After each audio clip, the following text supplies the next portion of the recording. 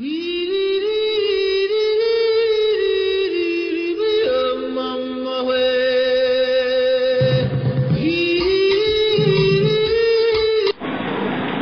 panahon ngayon, dito sa Pilipinas, marami ng tao.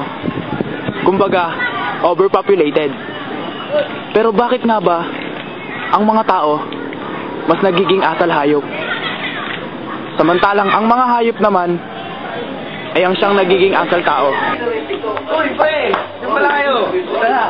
Uy! Sorry, kita ko ah. Uy, ano ba? Text mo ka? Text mo na lang.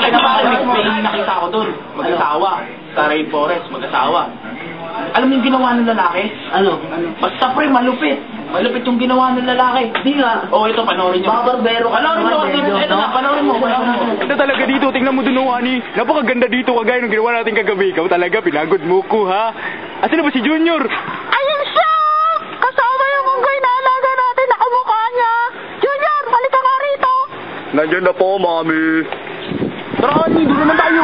Ang dami kaya magagandang hayop dun. Nakamukha mo ba? Dito nga kita nakilala eh. Kunyari ka ba? Pakis nga, Ani, dyan lang. Mamaya na lang, doon na lang sa bahay. Nakarami ka na kagabi. Bahala ka nga dyan. Oh, ba't ka nagtatapon dyan? Ayun yung basurahan, oh! Hayaan mo, wala na nakakita eh. Wala kang gwardiya dito eh. Pero napansin niyo yung unggoy? Siguro marami pang unggoy na Siguro kamukha mo yun. Hindi, joke lang. Hindi, siguro. Siguro yun. Siguro. Hindi, gusto niyo mapanood kung ano yung ginawa ng unggoy. Oo. Ganito yung unggoy na may manners. Ito, panoorin natin. Uta! Uta! Uta! Uta! Ah! Uta! Uta!